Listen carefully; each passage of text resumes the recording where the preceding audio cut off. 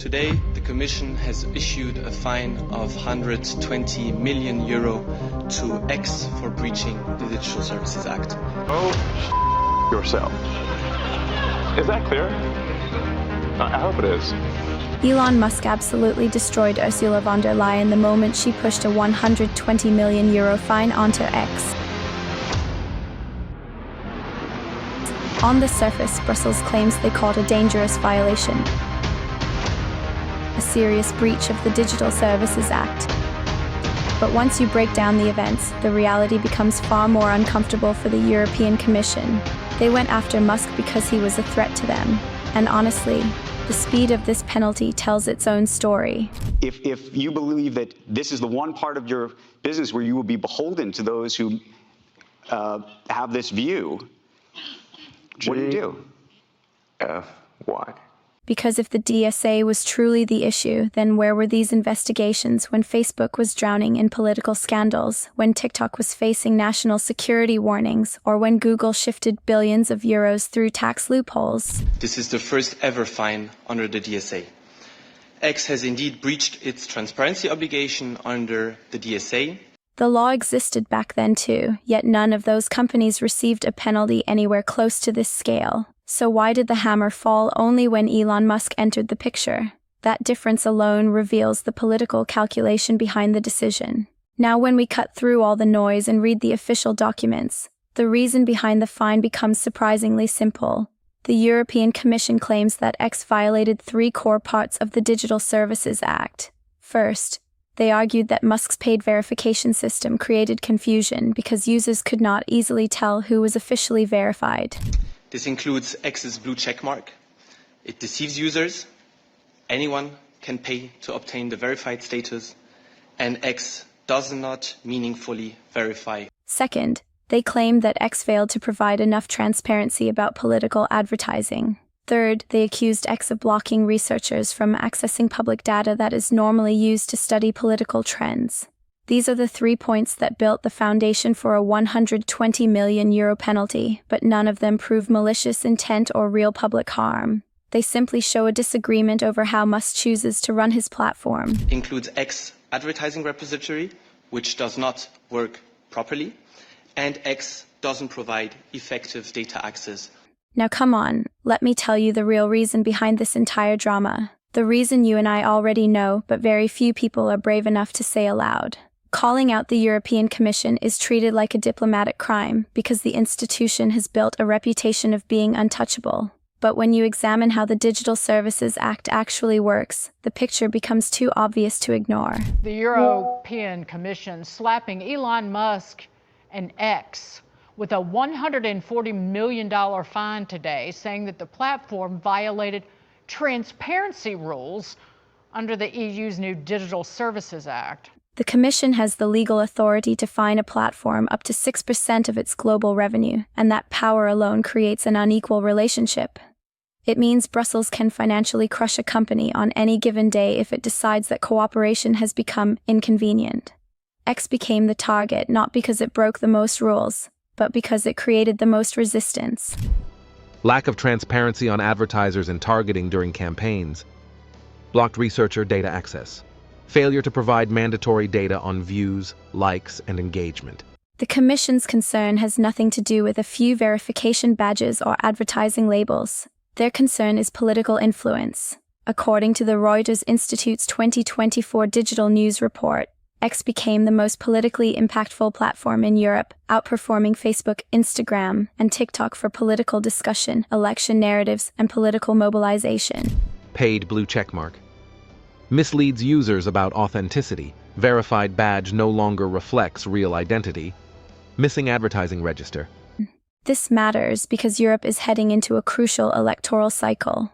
Eurosceptic parties are gaining record support in Italy, Hungary, Slovakia, the Netherlands, and even within Germany's eastern regions. These movements rely heavily on X because it is the only platform where political messages spread quickly without the traditional filters the EU prefers. When a single platform becomes the loudest megaphone for the people Brussels struggles to control, tension becomes inevitable. Services Act. More specifically, the EU claimed the social media giant engaged in a, quote, deceptive blue checkmark system. had a lack of transparency of the platform's ad repository and placed restrictions on researchers trying to build access to public data. When you look at the timing of the fine, the motive becomes clearer than any official statement. The EU elections are approaching, and internal polling has shown a steady rise in anti-Brussels sentiment across multiple member states. Leaders like Meloni, Orban, Wilders, and Fico have built strong digital campaigns on X, campaigns that challenge Commission narratives directly. Tensions between Brussels and Washington are set to escalate, placing X at the center of a deepening transatlantic digital rift. X gives them reach, speed, and visibility that older structures could never provide. So when you observe a massive penalty landing right before an election cycle, it becomes difficult to believe it is a coincidence. The Commission did not fine X because it suddenly discovered a legal violation. It fined X because the political calendar demanded it. A 2-year probe found X violated 3 transparency rules.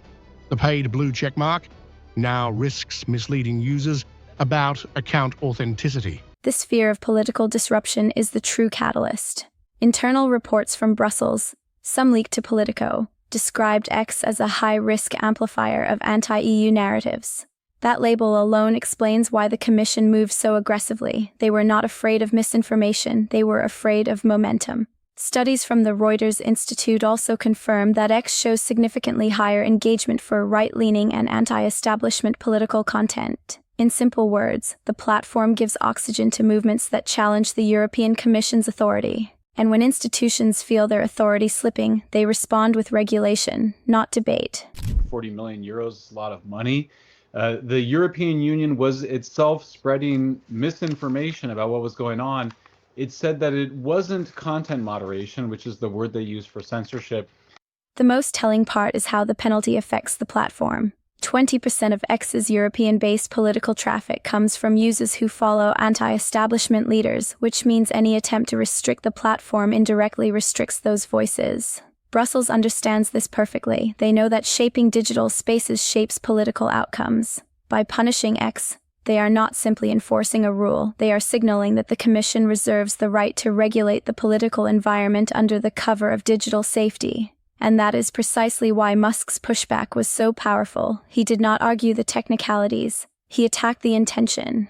Echoed Vance's criticism, replying, "Much appreciated," to the Vice President's post, a signal of alignment with Republican leaders who argue EU digital rules. The deeper issue here is legitimacy. A regulatory body must prove that its enforcement is consistent, fair, and proportional. But when the first €120 million fine in history targets a platform during a politically sensitive moment, the credibility of that enforcement collapses. People can debate compliance, but they cannot ignore timing. They cannot ignore motive. They cannot ignore the fact that this penalty arrived at the exact moment when the Commission felt its political influence slipping. Musk exposed this imbalance without needing a single exaggerated claim. He simply highlighted what the Commission hoped nobody would notice. Now risks misleading users about account authenticity. X also failed to maintain a clear advertising register, obscuring who is behind targeted ads. Think tanks also weighed in, and some of their evaluations were even more brutal. The Cato Institute called the DSA the most dangerous speech law in the Western world, which is not an accusation they use lightly. They argued that the law creates a system where political content can be punished even without proof of actual harm, giving the Commission excessive power over digital conversations. When respected institutions describe an EU law in those terms, it becomes difficult for Brussels to maintain the illusion that the penalty against X was merely a technical enforcement. It becomes clear that the global community sees a shift toward regulatory overreach rather than responsible digital governance. Lack of transparency on advertisers and targeting during campaigns, blocked researcher data access, failure to provide mandatory data on views, likes, and engagement. Free speech organizations reacted quickly as well, warning that the €120 million fine sets a precedent that authoritarian states will study and replicate. NGOs that normally avoid geopolitical confrontation stated that the penalty crosses a boundary because it punishes a platform, not for illegal activity but for operating outside the political expectations of European regulators. That distinction matters. It means the world now views the EU as a regulatory body willing to shape political environments through digital pressure rather than democratic conversation, and once that perception forms, it becomes nearly impossible to reverse. Brussels says the $120 million fine reflects the gravity of the breaches, though still far below the DSA's maximum 6% global turnover penalty.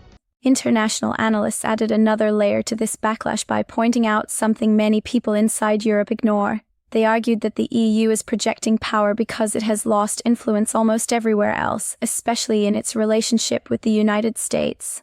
Brussels wants to appear strong, decisive, and uncompromising, yet the response from global observers suggests something very different. They see insecurity rather than authority. They see anxiety rather than leadership, and that contrast feeds directly into the narrative that Musk exposed. A narrative that shows the Commission overreacting because its political grip is weakening. Even within Europe, digital rights groups criticized the fine as disproportionate and politically timed, confirming that skepticism exists inside the EU, not just outside it. The case is about transparency and user safety, not censorship. There is also the risk Brussels refuses to acknowledge. If Musk decides to withdraw X from Europe, millions of citizens lose access to a platform that has become essential for political communication. The Commission would look authoritarian overnight because the disappearance of a major platform would appear like the result of government pressure rather than corporate strategy. And Brussels knows this scenario is possible, which is why officials have already softened their public tone even as investigations continue. They want control without triggering a public backlash, but that balance becomes impossible once people understand the consequences.